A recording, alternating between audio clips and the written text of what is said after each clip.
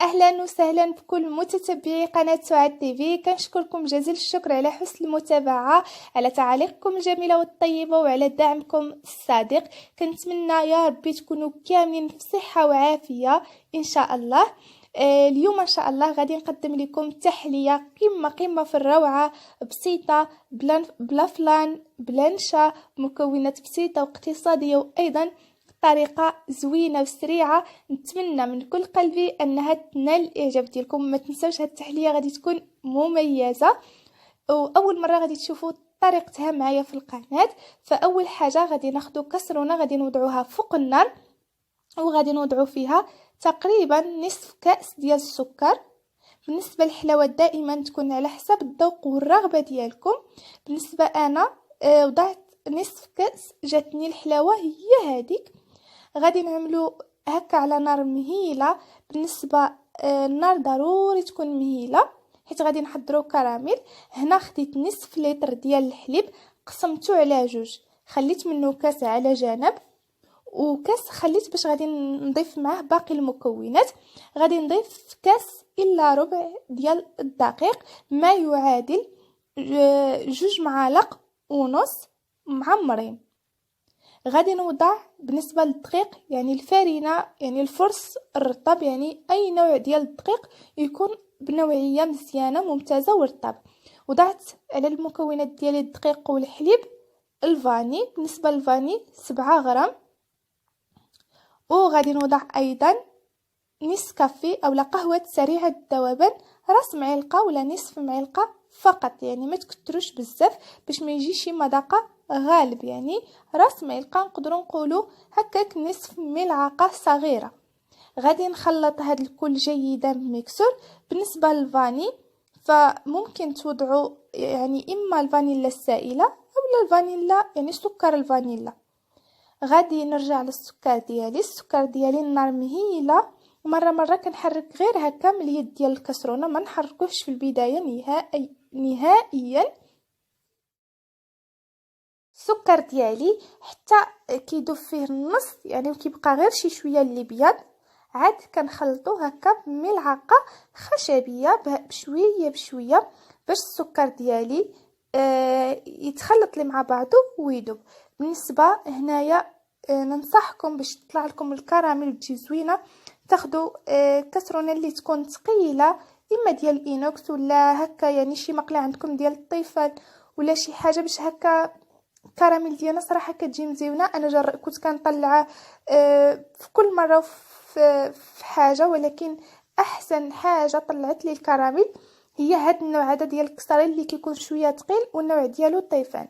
الكراميل ديالي بقيت كنخلطها حتى دابت ليا بهذا الشكل، يعني كتجي زوينه ما فيهاش نهائيا مذاق المروره ولا شي حاجه. وضروري ما تخليوهاش تتحرق. كنتمنى تشوفوا اللون. هنا خديت كاس ديال الحليب اللي ما خلطت معاه والو، اللي كنت خليت في الاول، ضفته على السكر. بالنسبه للسكر اللي رجع كراميل فاش كنضيفوا له الحليب كيقسح لنا كيف كتشوفوا. فغادي نبقاو غير نخلطوا وغادي يذوب لنا السكر. غادي نستمر هكا بالخلط والسكر غادي يذوب بوحديته بالحراره. ومن بعد ما كيذوب السكر مع الحليب كنضيفوا نصف ديال الحليب اللي كنا خلطنا معاه الفاني والنسكافيه والدقيق، وكنخلطوا يعني بهذا الشكل مزيان باش هكا الخليط ديالنا ما يتحببش. بالنسبه لهذا الخليط هذا كما شفتوا ما فيه لا فلان، ما فيه لا نشا ولا كريم باتيسير. بالنسبه يعني الدقيق راه عنده نفس الدور ديال يعني عنده نفس الدور ديال النشا. بالنسبه اذا بغيتو توضعوا النشا فماشي مشكل، غادي تضيفوا النشا. خديت مول، اما تاخذوا مولات فرديين اولا هكا مول عائلي. غادي تصبوا فيه الخليط، ما دهنوه بحتى شي حاجه لان ما كيلصقش المول ديال الزاج. الطبقات اللي كيكونوا بهذا الشكل هذا ما كيلصقوا ما حتى شي حاجه. غادي ناخذ بسكوي، غتاخذوا اي نوع ديال البسكوي. انا خديت هذا اللي كيكون بحال اوكي ولا بحال هكا صغيور بشكل دائري، يعني هو راه غير صغيور، وانا كنقسم كل وحده في النصف بهذا الشكل. بالنسبه حيت اذا وضعنا وحده صحيحه كتجي عاليه وكبيره، فمن الاحسن يعني كما كتشوفوا اذا وضعنا يعني وحده ما كتوقفش، غادي ندوزو كل البسكوي نقسموه بهذا الشكل باش هكا تقسمت معكم باش هكا توضح لكم. ومن بعد ما كنقسمو في النصف يعني كتعطينا حتى الكميه كثيره، يعني كل وحده كتقسم في النصف وكنبقى ندخلها هكا في الكريمه. وبالنسبه للكريمه كنتقطع راسها شويه، عاد كندخلوا فيها البسكوي ديالنا بهذا الشكل. وبالنسبه للكريمه تخليوها شي حتى تقصح، وماشي كيف ما تصبوها توضعوا فيها البسكوي، يعني تخليوها هكا واحد شويه على ما تقبط راسها، واحد دقيقه حتى لجوج دقائق. وبهذا الشكل هذا كتوضعوا البسكوي. بالنسبه لهذا الشكل كيجي رائع رائع رائع في الاكل، وايضا البسكوي ديالنا بحال كيرطب، وايضا كيكون واحد المنظر زوين فاش كنقطعوا الطريفات. غادي نستمر بنفس الطريقه حتى نكمل الدوره كامله، يعني دورت الدوره الاولى وغادي ندور الدوره الثانيه بنفس الشكل. بالنسبه اخواتي بالنسبه للبسكوي كيبقى اختياري، اما توضعوا البسكوي اما الفريز اما البنان. بالنسبه انا عندي محطوطه في القناه بالبنان وعندي محطوطه بالفريز وبالبنان. غادي نخلي لكم الروابط في اول تعليق وفي صندوق الوصف باش تعرفوا على الطرق اللي كنوضعوا بالفواكه كتجي قمه في الروعه. وبالنسبه كل وحده طريقتها مختلفه على الاخرى، وانتم ما شاء الله تشوفوا اللي تناسبكم. وكنتمنى دائما وصفاتي يكونوا عند حسن الظن ديالكم، والله لي حشمني معكم.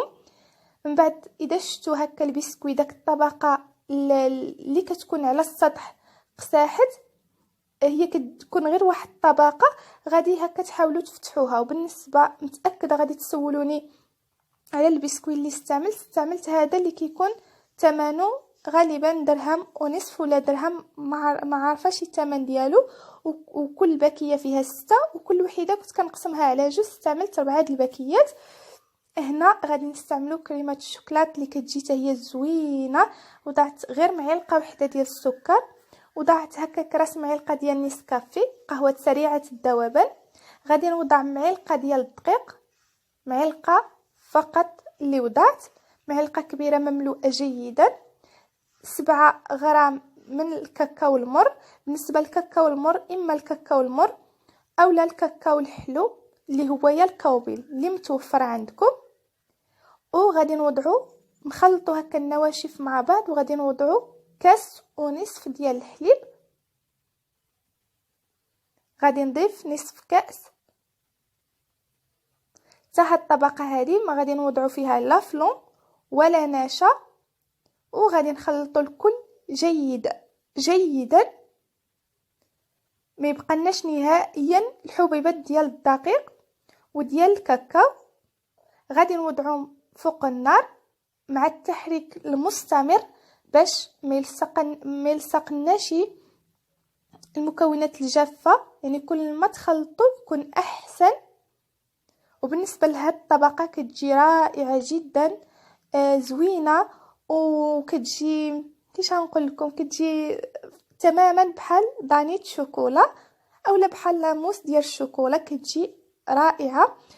بالنسبه من بعد ما كتعقد لنا بهذا الشكل، يعني نخلطوا والنار دائما كتكون متوسطه. غادي نوضعوا الشوكولا.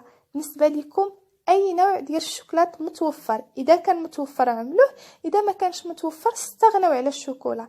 انا عندي متوفر شوكولات حبيبات اولا الشوكولات فيرميسيل، وضعت قياس معلقه كبيره مملوءه جيدا. بالنسبه كان عندكم يعني اي نوع ديال الشوكولات مربعات، الشوكولات ديال الحلوى، الشوكولات ديال الدهن، وضعوا معلقه واحده عامره وكتخلطوا كيزيد يعطينا اللون. كيف كتشوفوا كيغلق لنا اللون، وايضا ما كيخليش ديك الطبقه ديالنا تقصح، وكيعطي واحد المذاق ايضا مزيون. ولكن اذا ما كانش متوفر عندكم الشوكولات فاخواتي الله يرضى عليكم بلا ما تعملوه، يعني غير وجدوا التحليه ديالكم غتجيكم مزيونه. كناخذ طبقه ديال الشوكولا وكنصبها فوق الطبقه ديال الاولى وعلى البسكوي بهذا الشكل. بالنسبه لهاد الطبقه هذه واخا توضعوا غير كاس ديال الحليب غادي تجيكم يعني السطح يعني في ساعه كيتغطى. كنوضع بهذا الشكل. بالنسبه اذا كانت فرديه غتوضعوا بنفس الشكل، كل زليفه غادي توضعوا فيها هكا طبقه اللي عملنا في الاول ديال الكراميل، وغتوضعوا هكا طريفات ديال البسكوي هكا نصيصات ولا تقسموا يعني كل بسكويه على 4، وغتوضعوا الطبقه ديال الشوكولاته. خليت التحليه ديالي غير 1 ساعه على ما بردات باش نقدمها لكم. هي كل ما بردات يكون احسن، زعما من الاحسن تبقى ليله كامله، وعلى حسب الوقت ديالكم. انا مع التصوير كنزرب هكا زينت غير برشيشه ديال الشوكولاته فيرميسيل، وكيبقى دائما تزيين اختياري، واخا تخليوها غير هكاك ماشي مشكل كتبقى زوينه. وغادي نقسمها تشوفوا القوام ديالها. بالنسبه للبسكوي كيرطب، بالنسبه للطبقه الاولى كتشد راسها مزيان مزيان. الطبقه ديال الشوكولا مع كنوضعوا فيها الشوكولا فيرميسيل وكيشتو عملنا غير معلقه ديال الدقيق باش كتبقى هكا واحد الطبقه اللي سايحه وزوينه. كتجي الطبقه الاولى اللي جا مع راسها، الطبقه الثانيه ديال الشوكولا كتجي خفيفه وكتجي بحال شي دانيت ما كتقصحش. اذا بغيتوها تقصحكم غتضيفوا 2 معالق ديال الدقيق. والبسكوي كيرطب لنا يعني كيرطب بالكريمه اللي عملنا، وكيكون هذا القوام يعني قوام اللي رائع جدا. كانت هذه التحليه ديال اليوم تحليه اللي جد اقتصاديه تحت طلب عده اخوات اللي ما كيتوفرش عندهم النعشه وما كيتوفرش عندهم الفلان. فكنتمنى هاد التحليه تكون نالت الاعجاب ديالكم، كنتمنى تكون واضحه لكم، كنضمن لكم بانه كتجي رائعه رائعه رائعه رائعه جدا. كنتمنى تجربوها وتردوا ليا. كنتمنى لكم دائما دوام الصحه والعافيه. استودعكم الله، دمتم في رعايه الله وحفظه، مع السلامه.